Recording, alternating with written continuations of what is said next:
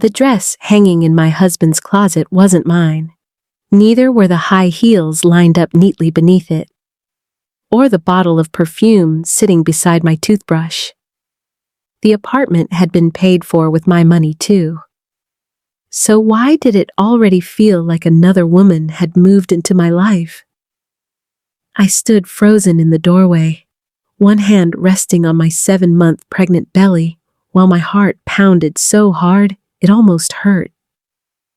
Then I noticed something even stranger. None of the clothes were my size. I wish I could tell you I stayed calm. I didn't. I grabbed my phone with shaking hands and started taking pictures of everything. The dresses, the shoes, the jewelry, the coffee mug with fresh lipstick on its rim. Every photo felt like another piece of proof that my marriage had quietly fallen apart while I was busy preparing to become a mother. Only a few hours earlier, my husband Julian had called from work. "Callista, I left an important folder on the kitchen table. Can you stop by the apartment before your prenatal appointment?" His voice had sounded completely normal. Now every word replayed in my mind differently. Had he known I would find this? Or had he forgotten these things were even here?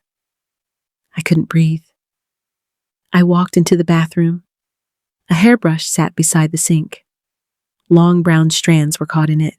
My hair was dark and tightly curled. These weren't mine. My first instinct was to call Julian. Instead, I called the one person who had never lied to me. Grace. She answered before the second ring. "What's wrong?" I couldn't even form a complete sentence. I think Julian has another woman." Less than 30 minutes later, Grace was standing beside me inside the apartment. She slowly looked around without saying a word. Finally, she sighed. "This looks bad. Bad." That tiny word somehow hurt more than if she had simply agreed he was cheating. She walked into the bedroom and stared at the closet. Then she frowned. "Callista? Something feels off." I looked at her in disbelief. What could possibly be off? She picked up one of the dresses. "It's several sizes smaller than yours." So, if someone was secretly living here, why would Julian leave every single piece of evidence where you'd find it the first time you opened the closet? I wanted to believe her, but betrayal doesn't listen to logic. It listens to fear. I skipped my prenatal appointment. Instead, I called Julian. The moment he answered, I said only one sentence. "I know." Silence. Then he asked quietly, "Know what?" I saw her clothes. Another long silence. When he finally spoke again, his voice wasn't defensive. It sounded terrified. "Callista, please don't leave. I'll explain everything." I hung up. An hour later, my phone rang again. This time, it was Dr. Angela Sterling. "You missed your appointment today." I apologized and blamed traffic. She was quiet for a moment. Then she said something I'll never forget. "Whatever is happening, don't carry it alone. Stress affects you too." I promised I'd come the next morning. After we ended the call, I cried harder than I ever had during my pregnancy. That evening, Julian came home. He looked exhausted, like someone who hadn't slept in days. He didn't deny the clothes. He didn't even try. Instead, he asked one question. "Did you find the photograph?" I stared at him. "What photograph?" He closed his eyes. "You didn't open the bottom drawer." The next morning, Grace insisted on coming with me. "I don't trust him yet," she said. "Neither do I." Inside the bedroom, we pulled open the lowest drawer of the dresser. There it was, a framed photograph. Julian stood beside a smiling young woman with long brown hair. My stomach dropped, then Grace picked it up. "Wait." She turned it toward the light. "Look at Julian." He looked incredibly young, maybe 16. The picture wasn't recent at all. Then Grace pointed at their faces. "Do you see it?" I looked again. The same smile, the same eyes, the same cheekbones. Not lovers. Family.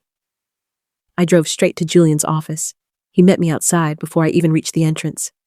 I held up the photograph. "Who is she?" His shoulders sank. "My sister." I blinked. "You told me you never had a sister." "I told you what my parents wanted everyone to believe." He took a deep breath. "They told the whole family she died 15 years ago." I couldn't speak. "She didn't die." "Then where has she been?" "Running." That afternoon, we sat together for hours. For the first time since we'd married, Julian told me about Emily. She had struggled with severe mental illness from her late teens. She refused treatment. She disappeared over and over again. His parents couldn't cope with the shame and eventually told relatives she had passed away, rather than admit they no longer knew where she was. 3 weeks earlier, Emily had appeared outside Julian's office. She was exhausted, hungry, terrified. He couldn't leave her on the street, but he also couldn't bring that kind of instability into the life of his pregnant wife without first finding professional help. So while I had been spending weekdays staying with Grace after a plumbing leak forced repairs in part of our apartment building, Julian had let Emily sleep in the apartment temporarily while working with doctors and social workers to secure a treatment program. He had planned to tell me once he knew she would be safe. Instead, I found the closet first. I looked at him for a long time. "You should have trusted me." "I know. I would have helped." "I know. I deserve the truth." "I know." There wasn't a single excuse in his voice, only regret. Then I asked the question that changed everything. "Where's Emily now?" His eyes filled with fear. "She disappeared yesterday morning." The same morning, I found the clothes. Police took a missing person report. Grace joined us in searching nearby shelters and clinics. 2 days later, we returned to the apartment to pack Emily's belongings in case she was found. Grace reached into the pocket of one old coat. "There's something in here." It was a folded note. Across the front were 2 words. "For Callista." My hands trembled as I opened it. If you're reading this, then Julian probably waited too long to tell you the truth. Please don't hate him. He has spent his whole life believing it's his job to rescue everyone. He's wrong about that. He can't save every broken person. Not even me. But maybe you can help him understand that he doesn't have to carry the weight alone. If you want to understand why I came back, don't look for me first. Go to this address. Written beneath the message was the name of a nursing home. We drove there immediately. An elderly nurse welcomed us. The moment she heard my name, she stopped walking. "Did you say Vance?" "Yes." She disappeared into an office and returned carrying an old photograph. I almost dropped it.